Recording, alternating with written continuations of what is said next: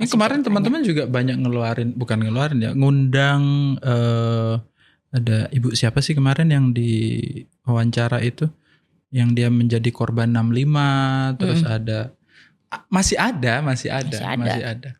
Dan mungkin ya Gus Dur kan berada di tengah-tengah korban itu ya, banyak sekali yang didampingi, yang ditemani, yang ditulis di zaman-zaman itu. Ya bahkan sempat mau dikudeta dihalang-halangi jadi ketua PBNU lagi gitu-gitu kan. Ini orang kok cepet banget sih lupanya itu. Ada teori lupa nggak? Ya ada mungkin karena ada yang lupa ya kan gitu. Makanya gini, aku nggak tahu ya Mas ya. Ini mungkin nggak tahu berkaitan apa enggak. Ini saya tuh jadi selalu inget sama kejadian kayak gini nih. Saya punya teman gitu ya, yang mereka ini terjebak dalam toxic relationship. Oke, toxic relationship. Hubungan antar orang gitu yang toxic.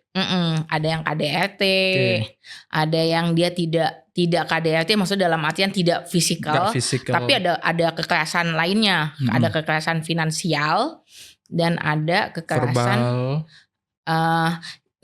Dan ini menariknya ya, ini teman saya yang mengalami kekerasan finansial, biasanya secara umum gitu, banyak perempuan itu ngalamin kekerasan finansial itu adalah si laki-laki nggak akan biayain si perempuan, makanya si perempuan kemudian nggak berani keluar dari toxic relationship, ya kan? Nah, tapi temanku nih kebalikannya, jadi kekerasan finansialnya adalah si laki-lakinya kan gaslighting dia sampai dia merasa bersalah karena tidak membiayai si laki-laki. Ini emang ajaib. Ada ya? Ada kayak gitu tuh ada. Ternyata ada. Jadi duitnya itu dari si perempuan. Duitnya dari si perempuan. Dan dia akan membuat itu menjadi kesalahannya si perempuan kalau si perempuan itu tidak membantu dia. Gitu. Kayak kamu gak lihat aku ini korban, aku tuh udah besar suka tenaga, kamu kan bayarannya lebih gede, kamu gak mau bantuin aku sih ya kayak gitu-gitu. Jadi kemudian kalau istilah zaman sekarangnya tuh emotional blackmailing. Bukan hanya ditekan, diperas, tapi secara emosional gitu kan. Jadi kekerasannya itu. Nah tapi yang menarik adalah, nggak tahu nih menarik apa enggak. Tapi yang terjadi adalah banyak nih dari teman-temanku ini yang dia nggak ketika misalnya gitu, mereka paham betul ini hubungannya toksik ya. Ada yang penuh dengan kekerasan dan segala macam gitu. Tapi ketika misalnya mereka kemudian memantapkan dirinya untuk yaudah deh, bisa aja gitu. Habis itu sehari 2 hari nggak tahan, balik lagi. Oh iya, banyak juga tuh. Ya, nanti mereka akan selalu bilang. Nanti kejadian lagi. Iya, mereka akan selalu mikirnya gini. Mungkin ini akunya aja yang kurang sabar. Mungkin akunya aja yang nggak memahami dia. Atau nanti misalnya mungkin dia akan berubah. Itu yang paling banyak tuh gitu. Tapi kan atau nggak gini, ini yang paling banyak. Tapi kan dia juga kebaikannya banyak. Dia tuh kebaikannya banyak banget loh. Iya.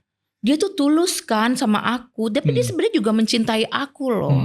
Gitu. Jadi ya mungkin itu memang kan yang namanya sama pasangan itu harus bisa menerima baik dan buruknya. Jangan-jangan itu tidak hanya terjadi pada pasangan. Antar individu. Antar individu gitu, bukan hanya pada pasangan asmara gitu ya. Iya. Jangan-jangan bisa terjadi sama negara juga. Gimana tuh maksudnya tuh? Ya tapi kan dia juga banyak jasanya.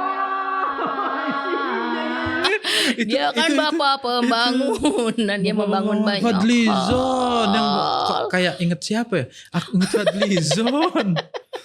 Ya dia bapak pembangunan kata Fadlizon. Dia itu pahlawan di serangan 10 Maret. Ya 6 jam, serangan 6 jam 10 Maret. Terus teman kita ada yang nulis, ya katakan kebaikannya adalah 6 jam. Sisanya 32 tahun sama dia dikaliin. Iya betul.